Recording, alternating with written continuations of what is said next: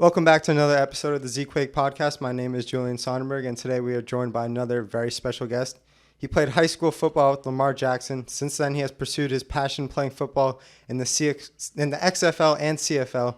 Ladies and gentlemen, please welcome Dieuly Aristilde Jr. I just asked you how to pronounce it, and I forgot already, but Dieuly Aristilde Jr. Yeah, man. How you doing, man? Good. How are you? I'm good, man. I'm good. All Thanks right, for glad to having me, hear bro. it. First Boynton native that I have on the show. Yeah, man. That's what's up. Talk about growing up in Boynton.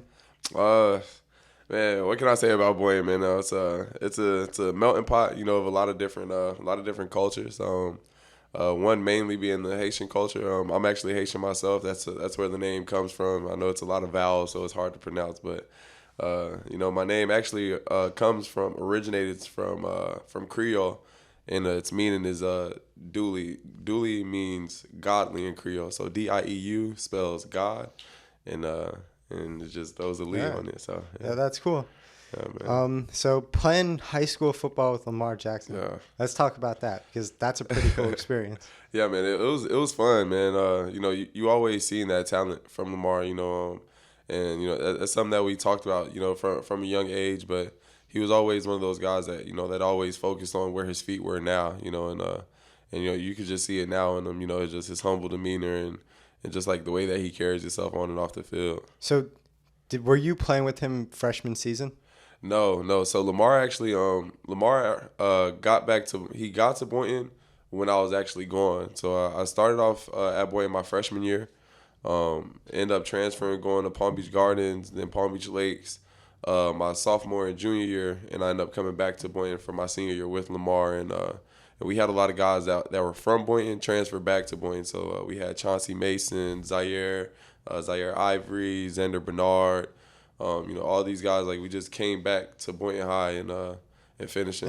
There was a guy that just recently signed with the Ravens. Probably a couple years ago, Dante Silencia. Yeah. Dante was he's one of the guys. Him and Traquan Smith.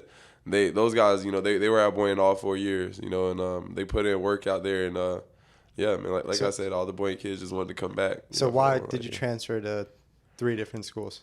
So it was just home life stuff, just going through with my dad, just thinking that I was, older than what I was, wanted to experience a lot more freedom. My mom was working a lot of jobs at the time, and I just didn't like the whole strict, household of just being in a Haitian household, So where'd you enjoy your time the best? What high school? Definitely Boynton. Boynton, man. I know Boynton right now, we have it's like a stigma around Boynton. I don't know what it is. I don't know what it's about. But everybody always just assumes that Boynton's just like this terrible place. But as far as like my experience with high school is like there hasn't been any other high schools in the area that goes through all 7 periods. So like you're literally sitting in the class for 50 minutes at a time.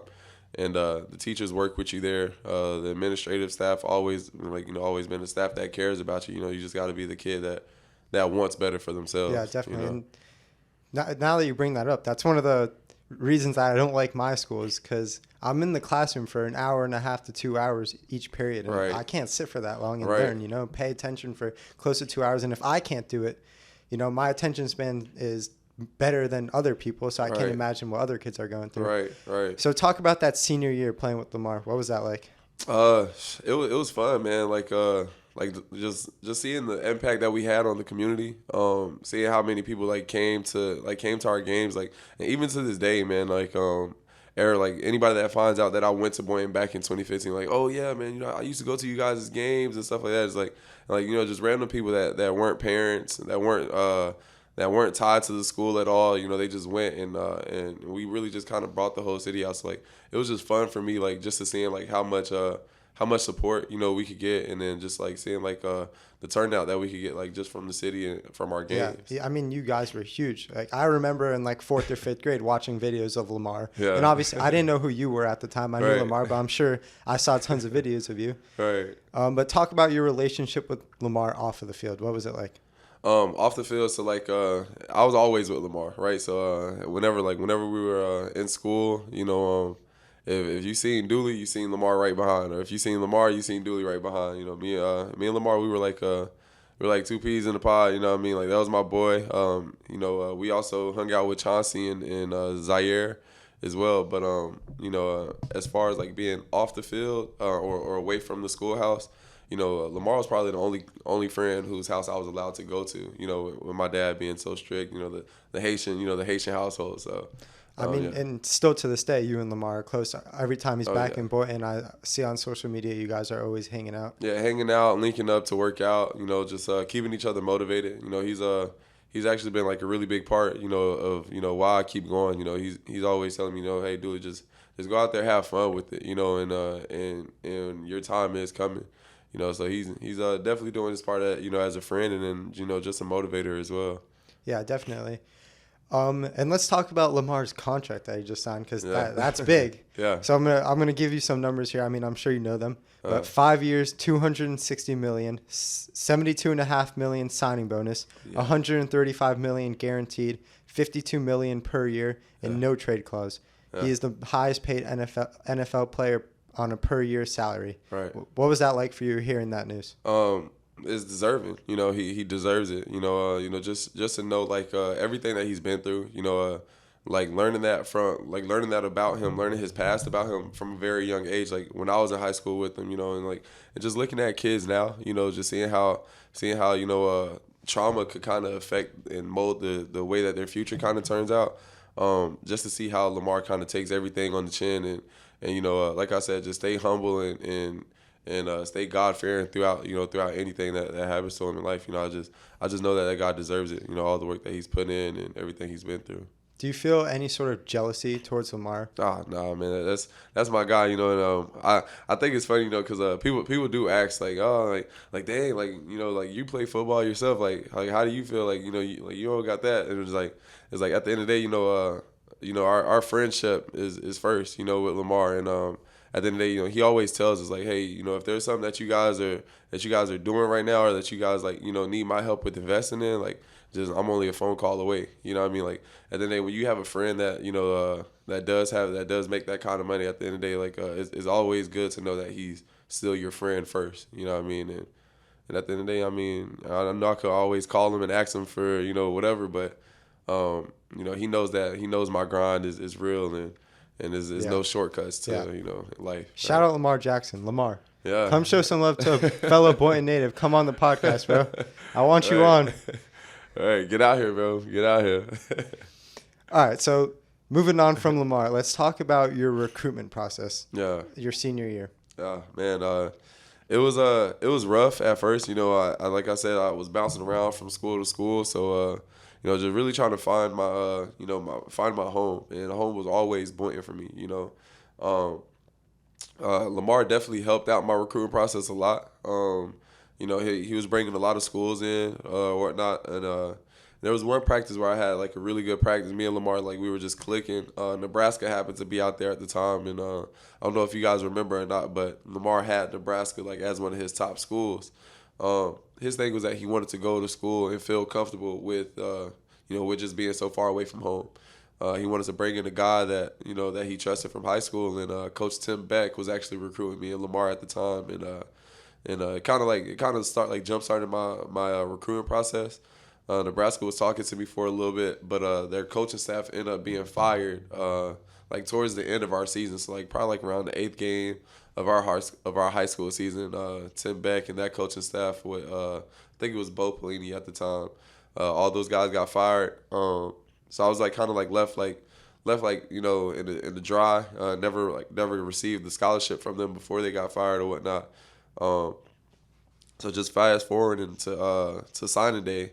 I ended up signing with a JUCO that Coach Lamar Thomas got me in touch with, Dodge City Community College out in Kansas. I signed there to go play up under Coach Swiner. Shout out Coach Swiner, who was the first guy to actually like pull the trigger on me. He sent me the offer, but I didn't want to go JUCO. I met Coach Herb Haygood, who I give credit to for teaching me everything to this day. My receiver coach over at Eastern Michigan. He basically told me what the recruiting process is like, and laid it all out on the line for me, and told me that at the end of the day, a school could tell me, hey, you go to this JUCO. we'll offer you out of there once we see that you're developing. But he said that, if you go out there and you get hurt, then they're going to turn the other way, So I feel like that's what kind of like made me jump ship from going to JUCO and then taking the chance of being a preferred walk-on at Eastern Michigan. And I'm thankful for it. It all worked out. I got a all-MAC selection out of it. So, yeah, it was just fun. It was fun. So you didn't end up actually ever playing for the JUCO in Kansas. Yeah. You went to Eastern Michigan and you walked on. Yeah. And you ended up getting a scholarship. Yep, towards the end of that summer, yeah. All right. 2016, you played for Eastern Michigan. You played 6 games, 25 receptions. Talk about that time. So yeah, 2016, man. So I'll tell you back that spring ball of 2016. I actually earned my starting spot. But I ended up getting in trouble myself off the field. I failed a couple drug tests and whatnot. And I'm not afraid to speak on it only because I know my mistakes. When I was in college, seeing all the success that Lamar was going through. I'm getting a big head myself. Just thinking like, what, I'm going to be in the NFL. Just thinking that I didn't really I was kind of invincible. So just being humbled in that way. Originally my suspension was supposed to be for an entire season. But Coach Creighton, he seen how much football meant to me, and he ended up lowering my suspension to 6 games. And when I got on the field, man, immediately, I just told myself, man, like, you got to make it happen. You only have 6 games left for your freshman year. Just do everything in your power to help this team win, and that's what I did. 25 receptions, I think about like 500 yards or whatnot. So I was averaging like 80 yards a game, and that was like one of the highest averages on the team. So it's just fun being a playmaker and just having fun with the guys. And like I said, just listen to like what Lamar's been telling me even to this day, just having fun with it. That was honestly the best time of my career. Just taking it day by day and just appreciating every moment. And was it hard for you splitting up with Lamar and the other guys that you spent your senior year with? I mean, I'm sure you got really close to them. How did you deal with, breaking away from that and going to a whole nother state and everyone's going to different places? Man, like I said earlier about, just Boynton being like a melting pot, of different cultures and nationalities, it was different. It was different, not seeing your own people anymore, being up in Michigan. It was different, just having to adjust. And honestly, I feel like what really kept me going was just seeing like all my guys at their different schools, experiencing success. We had a guy in our conference, Traquan Smith. He played at NIU, so I was always looking forward to playing against NIU. I was always talking to Chauncey about potentially playing against him in a bowl game. So like I feel like those are the things that you kind of start enjoying more. Seeing your guys have success elsewhere, but then also looking forward to possibly playing against them and playing with them in the future too. So you were still able to keep in touch with everyone. Oh yeah, over the phone. Yeah, we were a very tight knit group. That class of 2015, like everybody still like at least for the guys that went off to school, like everybody pretty much keeps in touch with each other. That's awesome. Yeah, man. All right, so we talked about your 2016 year with Eastern Michigan. What happened 2017? 2017, so at the end of 2016, I broke my foot in our bowl game. I was a leading receiver in all categories of receptions and yards. Ended up breaking my foot during the final quarter of the game, and immediately, it was I had to prove myself again. And me being a young guy, I didn't understand that.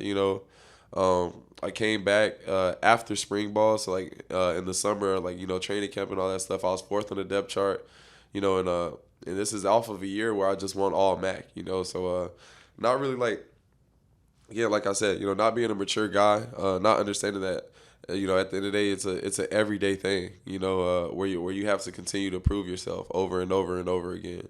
I just kind of got away from being as hungry and as initiative about everything. Wasn't getting in trouble like off the field or stuff like that, but it was just as far as like how I would come to practice, my demeanor. Just feeling like that they kind of owed me. They owed me like a starting spot, but nothing's guaranteed in the sport. Nobody owes you anything, and I just kind of had to understand that it was a privilege to play football, and not a right, Yeah, definitely. Yeah. So that was 2017, and then 2018 you transferred to Alabama State. Yeah. So 2018, that's the same year Lamar got drafted to the NFL. Yeah. So Lamar's getting drafted, and you're transferring to a different school. What's going through your mind? Just keep working, just keep working. At the end of the day, so when I did transfer over to Alabama State, I was still a little bit immature, when I did get there, everybody on campus like calling me NFL, oh NFL, like da da da. That was my nickname on campus. I haven't even done anything yet. But yes, I get over there. Everybody's like infatuated just by who I am. They know that I know Lamar. They see that he follows me on Instagram and all that good stuff or whatever. See that we're always together. Yeah, I kind of let that get to my head a little bit. I ended up breaking my foot against Auburn first quarter of the game. Caught a fade, tried to get out of bounds, and a guy just dove on the foot that I previously had the injury on. And had a hairline fracture in my fib and had slight tears in my syndesmosis. So it took me out for like 3 months, which was the remainder of the season. And from there, I feel like that's when I kind of started going through it mentally. Just being a little bit depressed, thinking to myself, dang, man, I want to be in the NFL, but it doesn't look like it's gonna happen for me. Just so, like I said, fell into a little bit of a depression. When I transferred from Eastern Michigan to Alabama State, I lost 30 credits.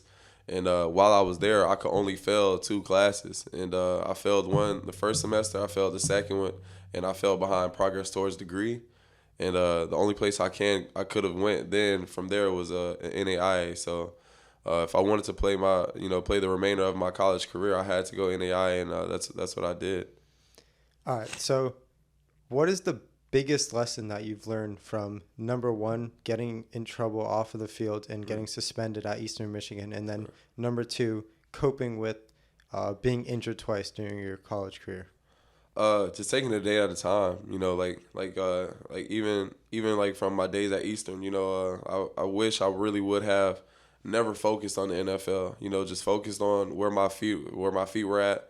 Focused on school first, and it's crazy because, everybody always says it, oh yeah, make sure you get that degree. You don't realize how important it is until you're faced with adversity, what I'm going through now,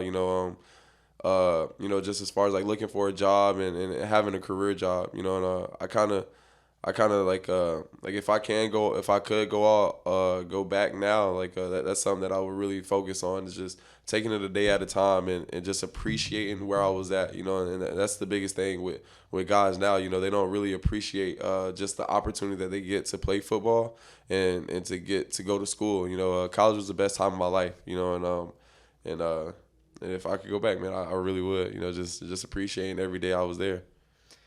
So you ended up transferring to NAIA in Bethel University. Yeah. What was it like playing there?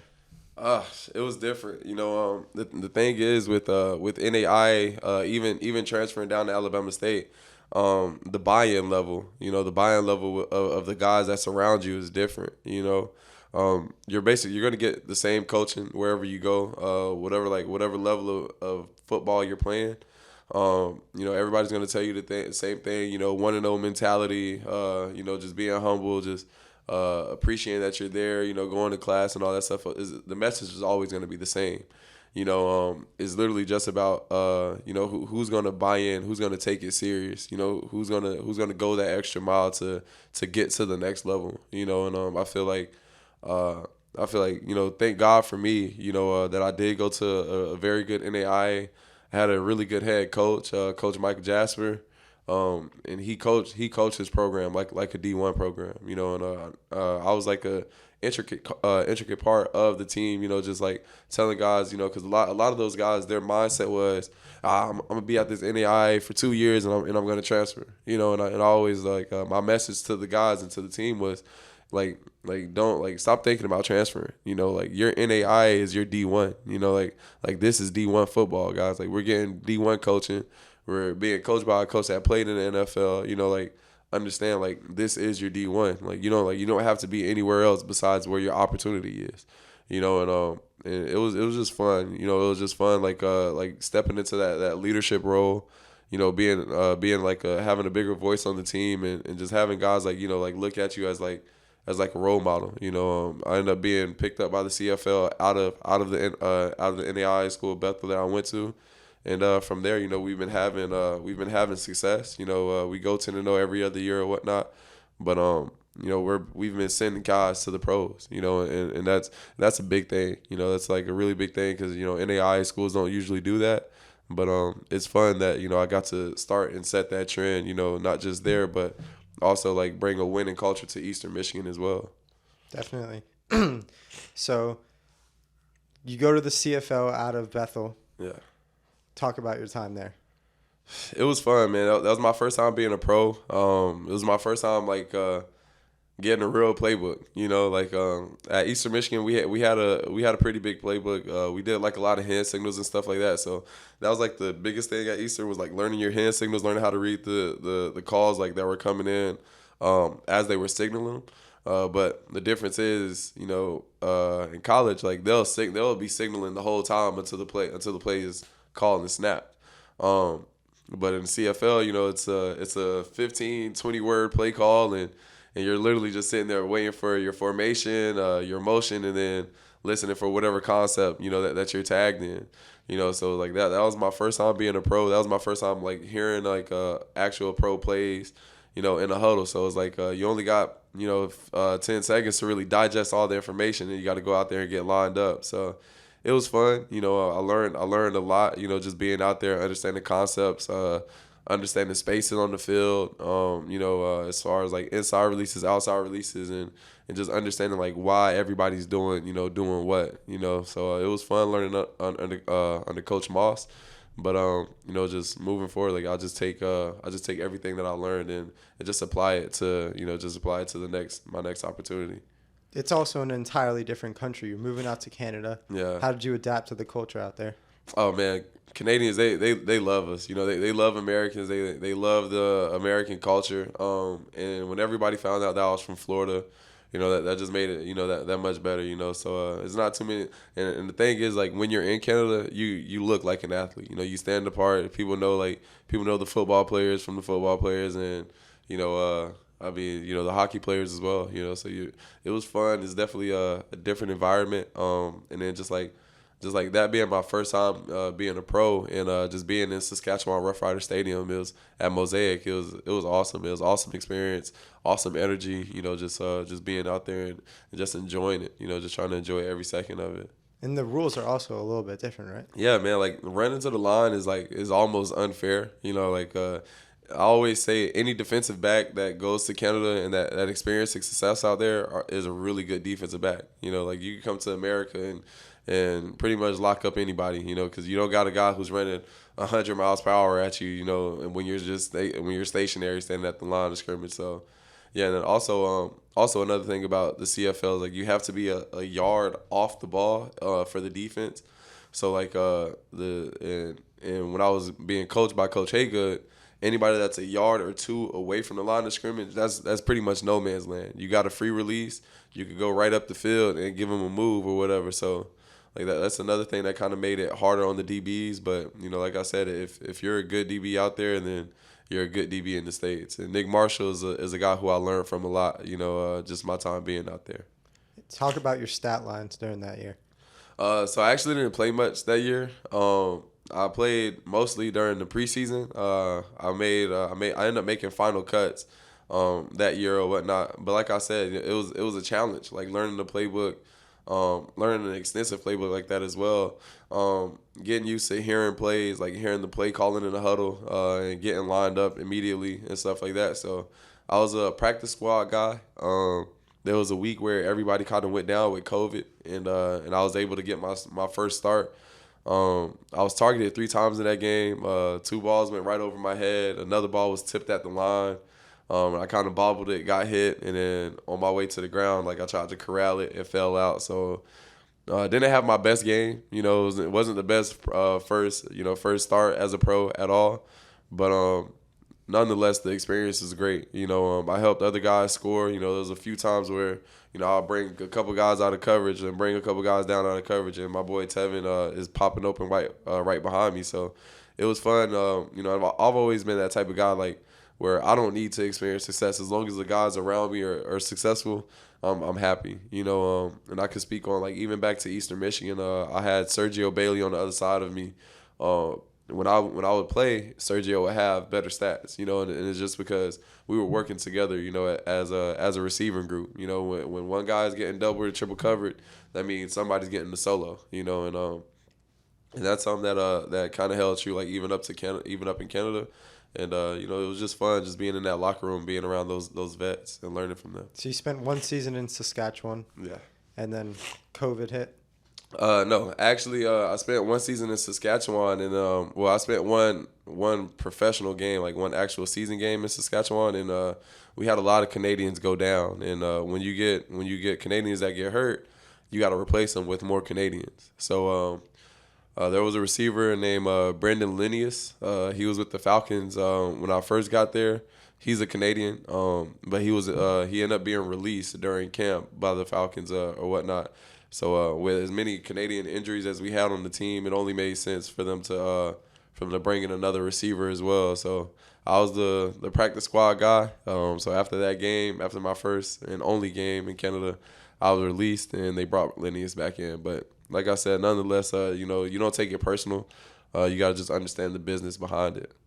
Yeah. So after you got released, where did you go? Came back home to Boynton. I had, like, pro experience under my belt, and all I was thinking was just like, what can I do?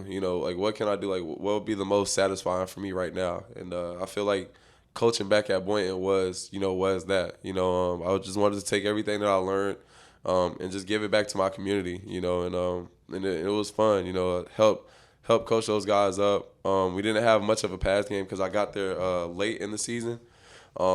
But help coach them up as much as I can. Started implementing the pass game towards the end of the season, and help get those guys to a 9-2 record. And we won our first playoff game in school history. So it was fun, just being a part of it as a coach. And I feel like I kind of like found a real passion in coaching myself. So you didn't win any playoff games when you were playing with Lamar? Nah, man, we had Miami Central first round of the playoffs every year. Yeah, man. So what year is that when you started coaching for Boynton? That was last year. So what is that? 2022. 2022. And let's backtrack just a little bit. Uh-huh. I want to say it was either 2020 or 2021. That's when we met. Yeah, 2020. How did we meet? Was it training with Coach Jason? Yeah, yes, we sir. met with training with Coach Jason. That was during the whole pandemic, So COVID ended up taking away my pro day. And I was doing really good, at the time. I was training with XPE with Coach Tony Vellati. Shout out Coach Tony V. But, just working on my speed, getting a lot faster, getting a lot stronger as well, getting my body ready for my pro day. I was actually pre-testing around that time, around like at a 4.41. So I was like in really good shape, man. Just really good shape, running well. Just fast forwarding to post COVID, it was a challenging time. It was like you had to find out what you were good at. I liked I was always good at training. I love training, so started working at LA Fitness or whatnot. And I just found a passion for helping people, and just getting people better, in the training room as well. So yeah, I remember. So I played football under Coach Jason in middle school. Really? And then Okay. I didn't really keep in touch with him for my 7th and 8th grade year. I played for him when I was in 6th grade. Mm-hmm. And then during COVID, I hit him back up, and I was like, yo, I'm getting out of shape. I need to, get me back in shape. And he's like, we're training with a bunch of the FAU guys out in this park in Boca. And I went out there. I was training with them for a while. And then one day you showed up. How did you get there? Who brought you in there? So I met Coach Jason through Chauncey Mason. So apparently Coach Jason, he trained Trey Mason as well. Just I asked those guys, like, hey man, like who's somebody that you guys could trust? Like Tony. Tony, as good as Tony Vellani is, he does have a business to run, and it does get pretty expensive to train at XP and whatnot. So just needed to, I just needed somebody, who knew a lot of guys who I could be in front of, and Chauncey and Trey both told me that, train with Coach Jason, and I already knew Tevin. Tevin told me a lot about him, and Tevin told me just come out and train with us, and Tevin's a really good defensive back. Tevin Homer, by the way, he's a really good DB, so it was somebody that I could keep in front of me, a professional, a vet, in his own league as well. So yeah, just learned a lot from those guys, and just was really excited just the fact that I was in such a great position in such a great state, that have so many talented players. So yeah, shout out Coach Jason, and he's already put people in the NFL, so he has that credibility, as you mentioned, Tevin, and then obviously his brother Travis, who just signed a deal with the Bears. He's a running back. He played for the Seahawks last year. He actually he got a couple of touchdowns. He even he recovered an onside kick for a touchdown, which is pretty crazy. rare. That is pretty crazy. But I remember the first day you came in, I was a little bit intimidated. I was training with the FAU guys for, at that point, probably a couple months. Right. But none of them were as big as you. You're 6'4", 215. Yeah, 215 right now. And you came in, and I was like, wow, all right. I've never trained with a guy this big. Right. But you ended up being like the nicest guy ever. You helped me out so much.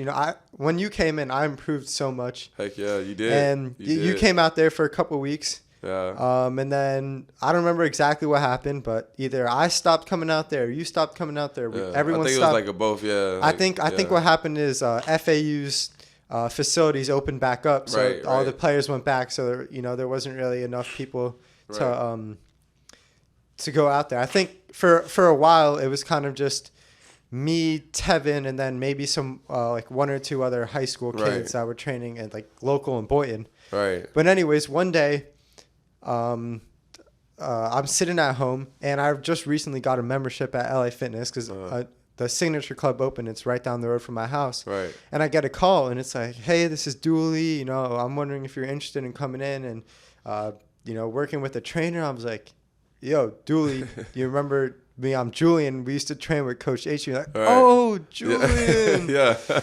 And then I came in. We used to work out all the time at LA. Right. And I've trained with a lot of people, a lot of coaches, and there's never anyone as motivating as you. There's no one that you can train with that's as motivating as Dieuly. When you're struggling to get that last rep, you just hyped me up, and every time I would get it up, Right. You did. I mean, like I said, it's just fun. I have a passion for people. I love being around. I love being around people that share a similar mindset as me. And it's and one thing about you, Julian, man, you always worked hard, bro. Thank you. Regardless, I appreciate it. man, regardless of you being out there with us, we're all professional football players and stuff like that, but you went out there and you gave it your all, every single rep, and I always appreciated that about you, man. And it's not hard to train guys like that, people that actually want it. So it's fun to me, man, and I'm just thankful that you got something out of it, man. Yeah, of course. I got more than something out of Yeah. it. I got a lot out of it. A lot of people think I'm unathletic. Right. When they look at me, they see me in school. They think I'm unathletic. Right. Can you confirm I'm not? This kid can play. I'm telling you right now, this guy he can play. But I earlier today I was listening to an interview with you, and you talked about how you have a passion for video games.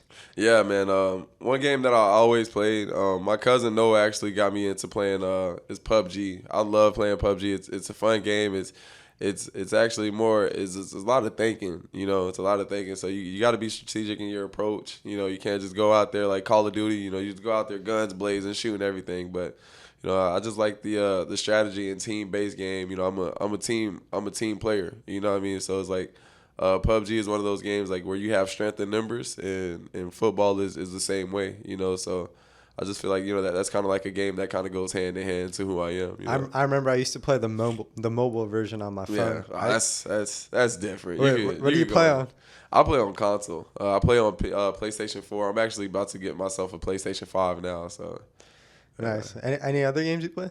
2K. I love playing 2K. I know it's weird because I'm a football player and whatnot, but Madden, I can't play Madden. The reason why I don't like playing Madden too much is because like I always look at it like, man, I should be on this game. Like I just always want to throw the ball to Why is myself. Dieuly not on the screen? Why am I not playing with Right. myself? Hey, at least you can play with Lamar though. You can play with your boy. That must be pretty cool, playing with one of your best friends in a video game. It is, man. It's fun playing with Lamar on Madden, but then it's not fun because like they always make him fumble and stuff like that. So it's just like, do they really? Yeah, man. Lamar's Bro, like a Madden. Yeah, get your game straight. Come on now. His carry should be at least a 97. Man doesn't fumble, so like fix your rating, man. Come on. Like we got to do something about that. But let's talk about a little bit what you're doing now. You Right. got something big coming up this weekend. Yeah, so I'm actually signing to the IFL. I'm going to be playing for the Bay Area Panthers. It's just another opportunity. Like I told you, I spent time in the CFL. I was in the XFL this year with the Orlando Guardians for their preseason. And just learned a lot from Coach Lamar Thomas. But eventually I was end up being released towards the with final cuts or whatever after camp. But like I said, with football, it's one of those things where you just got to stay ready for every opportunity that you get, and I feel like Coach Rob Keefe, he's somebody that kept in touch with me from all the way back in 2020 when I first declared, that's why it's always good to never burn bridges. I never burned a bridge with him. I never told him that I wasn't interested in playing AFL or IFL or whatnot. I just always told him, like, Coach, I got X, Y, and Z lined up, and he understood, because it's always more money to be made out there or whatnot. And with me having a family as well, he completely understood. He just always told me, like, hey, Dieuly, I'm here in your back pocket, and the first moment I get to coach you is I'm taking that opportunity. And you fast forward 3 years later, Rob Keefe has always kept in touch with me and always, looked out and checked up on me. And now that we get this opportunity to play together and for me to play up under him, I'm going to go out there and give him everything I got. I got a quick message for the IFL DBs out there. Y'all boys don't know what's coming for you. I'm telling you. Dieuly about to mess y'all boys up. Right. Don't let the pretty smile I'm fool warning you. y'all. Giving y'all a fair warning. Right.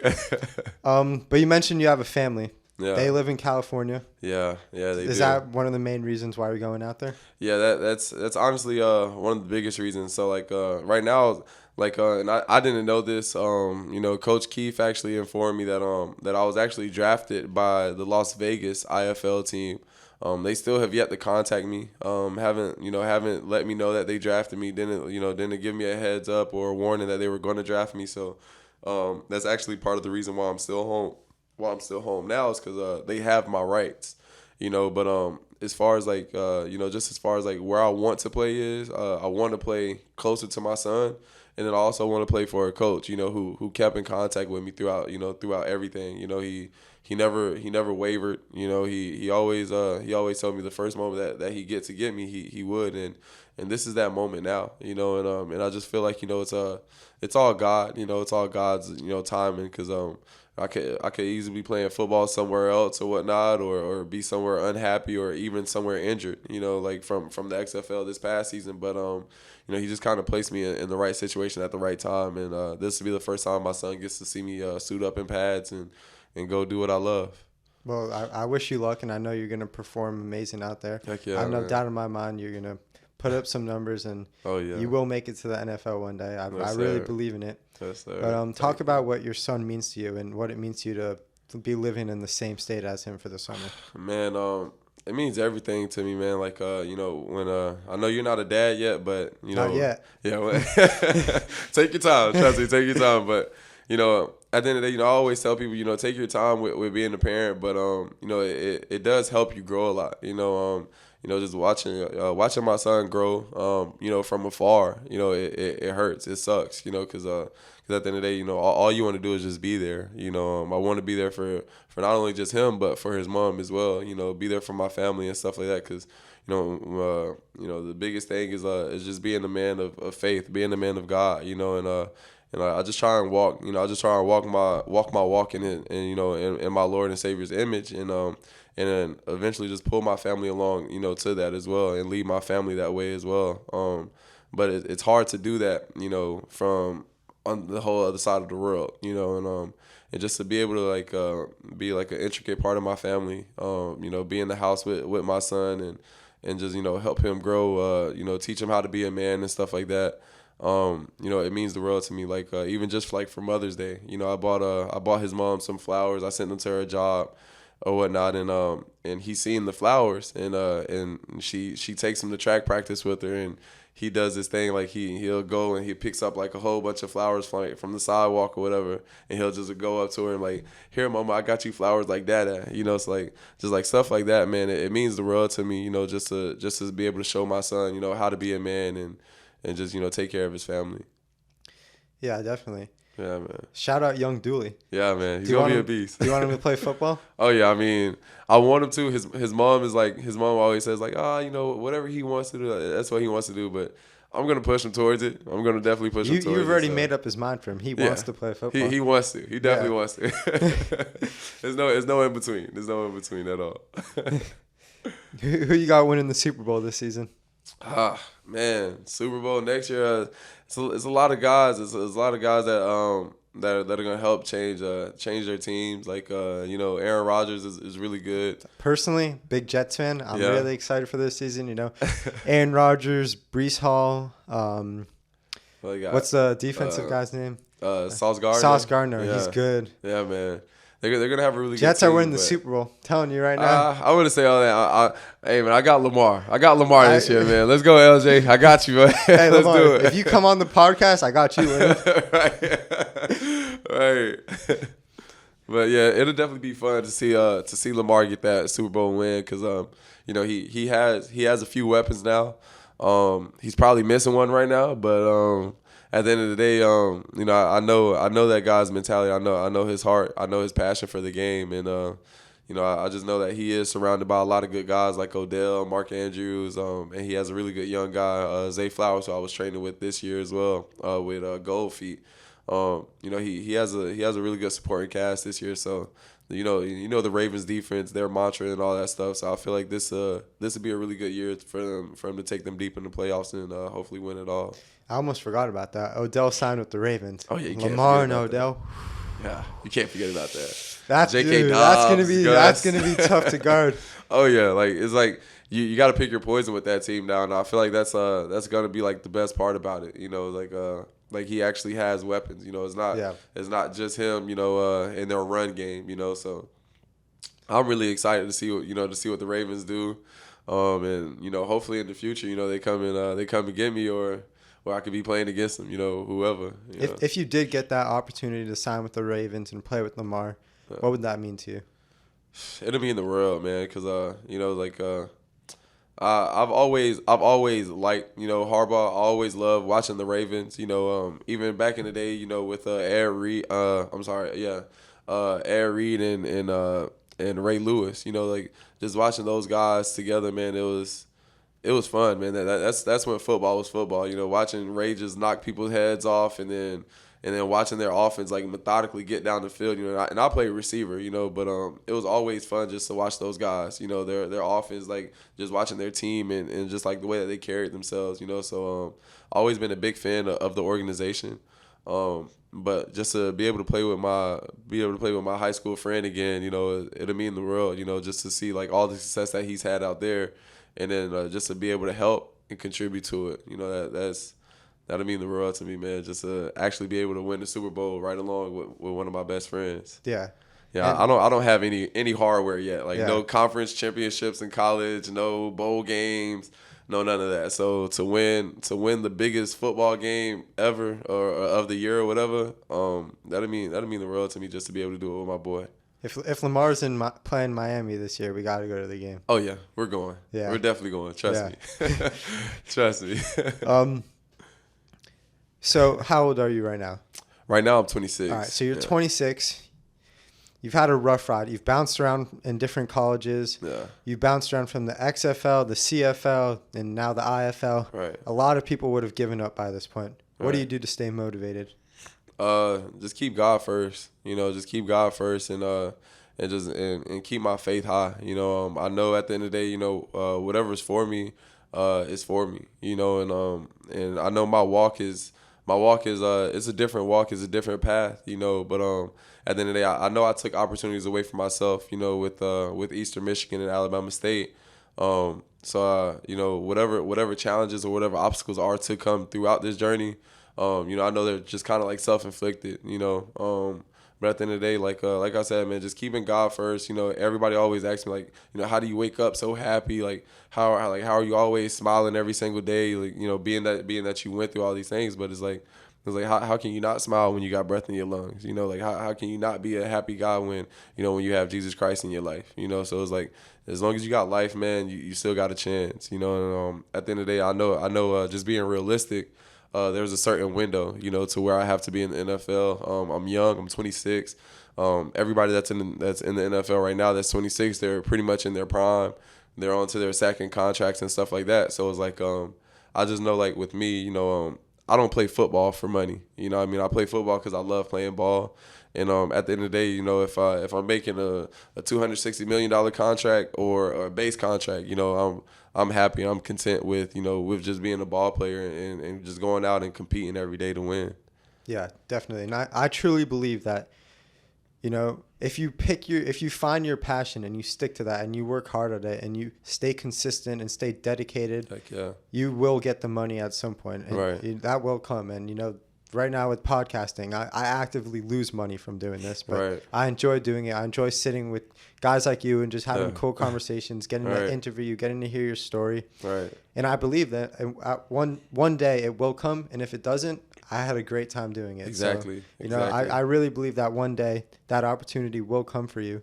That you've been dedicated for so long. A lot of people wouldn't be able to do that. So if you keep at it, that one day that it will come. Heck yeah, and also to that, man, like you said, a lot of people have given up, throughout a journey like mine, but I feel like it's my friends, like I said, Lamar's a big part of it.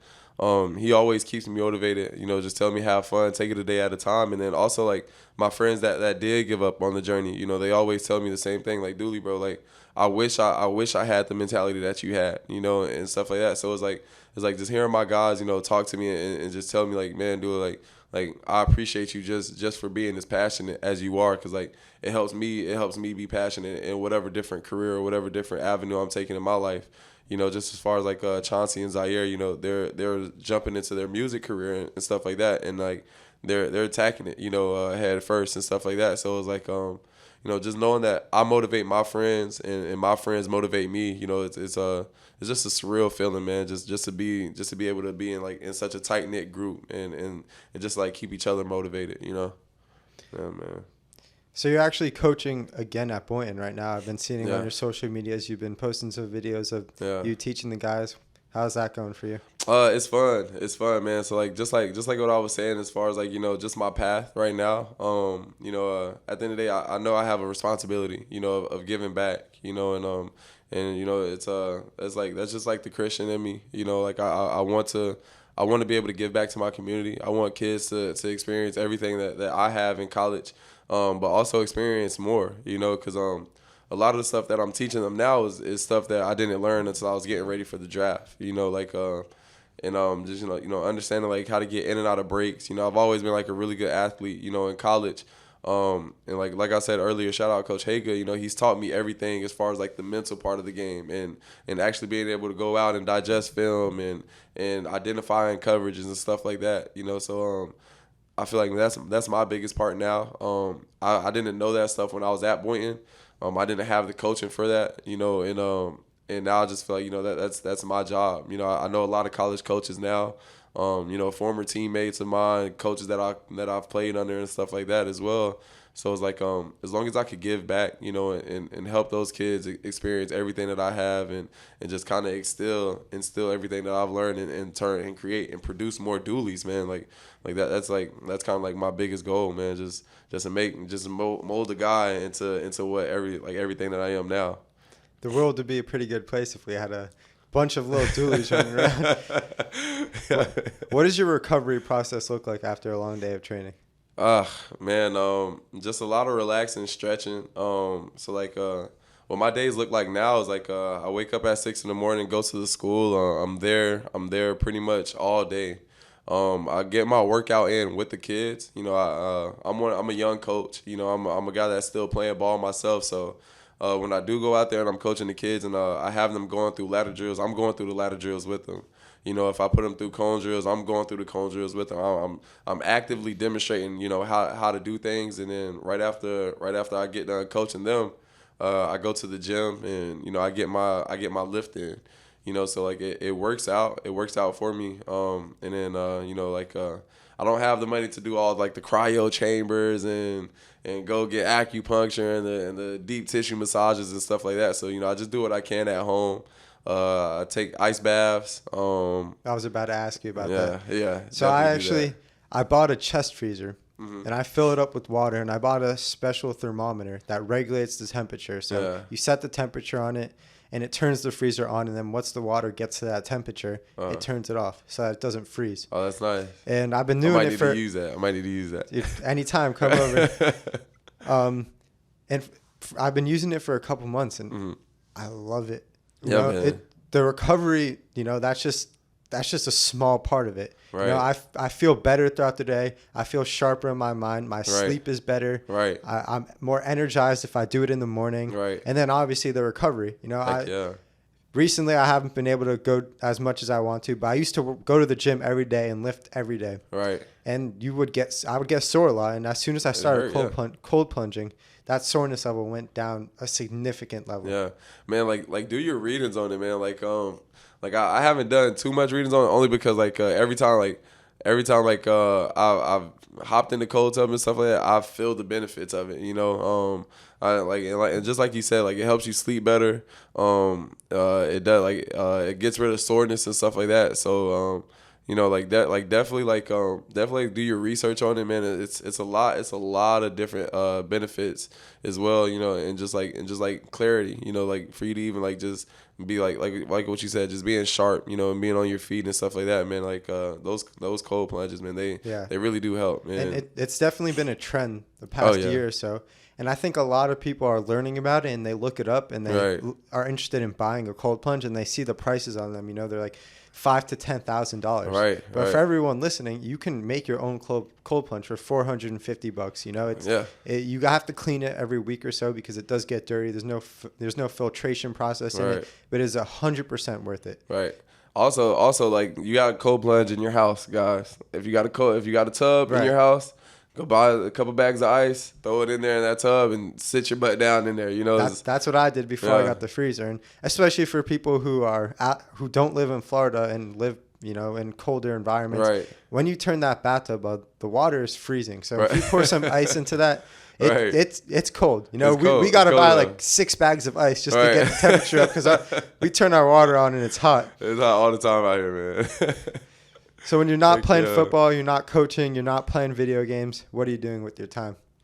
Just being a dad. You know, honestly, like it's it's honestly one of my most favorite joys in life, man. Just being able to talk to my son. You know, he's only 3, but he talks so well. You know, we talk about his day.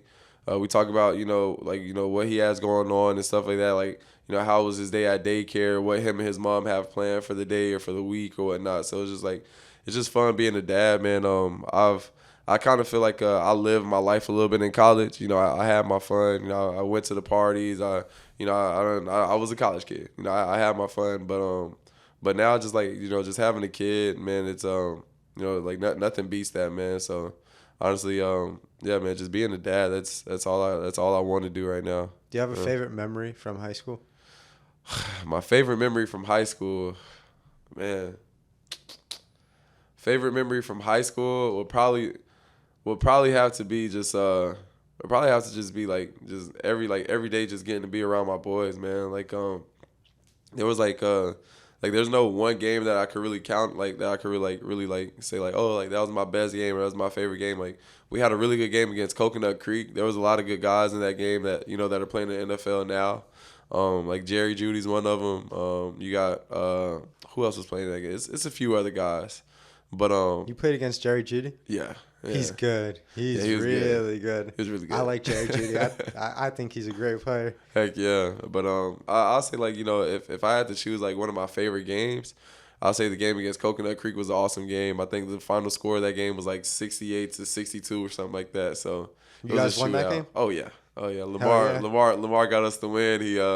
He just dove over at the goal line to put one hand in the end zone and score. So it was I it was remember awesome. watching with my friends and again like 4th or 5th grade that one. You know which clip I'm talking Oh, yeah. about? The The one where he viral- stops right before the end zone. The guy just flies right back and he walks in doing his Yeah. little shuffle. Yeah, What a legendary my clip. claim to fame is that I was number 15 that was smacking him in his helmet. So that was me, you know. Like I said, like even just that, you know, like it was always fun just watching my teammates win. Like you know, you seen flashes from Lamar. Like, and at the end of the day, like it wasn't surprising to me that he did the move. I was just more so hyped that he scored, you know, Yeah. because he's done crazier things than that in practice, you know. So it's like yeah.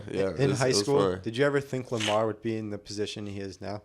You know, being the highest paid NFL player and just having the success that he's had playing in the league. Did you ever think that? I definitely seen the success from him coming, you know. But as far as like, you know, the money and all that stuff, like you don't ever think about that stuff. You know, like you always just think about like, you know, I want to be in the NFL. I want to be in the NFL and stuff like that. And Lamar's goal was never to be like the highest paid player in the NFL, but the work that he's put in, you know, it adds up, you know. So at the end of the day, you know, he deserves it, you know, and it's just you know, it's just good on him, you know, because it's something that we weren't talking about as far as like the money, but just as far as his goal of making it to the NFL, it's cool to see it just come to fruition. Did you give him a call after he signed this contract? Yeah, I text him. I was like, because you know, after you sign a contract like that, everyone's calling you. Yeah.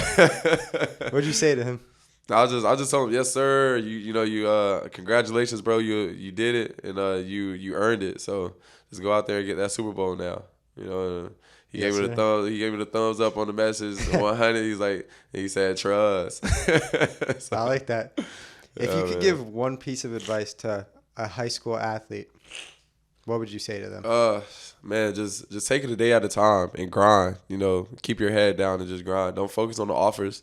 Don't focus on, you know, what offers your friends are getting, what offers the kids at other schools are getting. Keep your head down and grind, you know, because at the end of the day, the reason why I got the opportunity I did at Eastern Michigan was because I passed the eye test.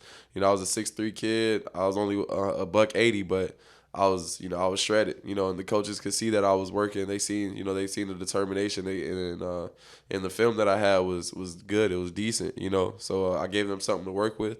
And just being a stand-up guy, you know, coaches never heard anything bad about me when they came in to recruit me. So, you know, that also plays a really big part in it, you know. So your character, and then also just being the guy that you know that wants it and that's just gonna grind and get it no matter what.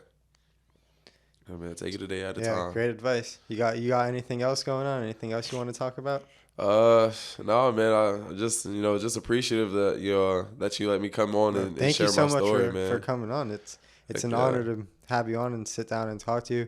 Anything you want to promote, your Instagram, Twitter, anything? So I actually have a new Instagram. You know, all these hackers out here hacking people's pages. Do not follow the old one. Yeah, do not follow AR15TILDE. That's just my last name, Aristilde, with my number in the middle of it. Don't follow that. I always introduce myself as Dieuly like a truck, so that's what I changed my Instagram name to now. So it's Dieuly Truck 15. So you know, give that a follow. My Twitter handle is D15 Aristilde. But yeah, man, I'm always here. You know, if young kids ever have questions or you need advice about, you know, route running and stuff like that or whatever, don't be afraid to hit me up. And also, if you're a kid in the Boynton area, transfer to Boynton and I'll coach you up, man. So. But yeah, it will be in the description on the YouTube channel, link in the description. You'll also be tagged in all of the Instagram posts. Heck yeah. Thank you so much for coming on. Thank you. I really enjoyed this conversation. You know, we man. talked about some nice juicy stuff. And once again, Lamar, I know you're going to see this, man. Right. And I know you're going to be back here in the summer. Right. You better be in that chair that Dieuly's sitting in right now. I'll come with you, man, to make it a little bit more comfortable for you. So you got to put in a good word for me. Right. Yes, I got you. You know I got you, Jay. All right, man. Thank you so much. Thank you for tuning in to another episode of ZQUAKE. Make sure to subscribe to the YouTube channel and hit the bell button so you never miss another episode. Follow us at ZQUAKEPod on all socials. The Instagram is going to be the one that's the most updated, so make sure you follow there. Until next time. Peace. Yo, that was fire. Heck yeah, bro. That was awesome, bro.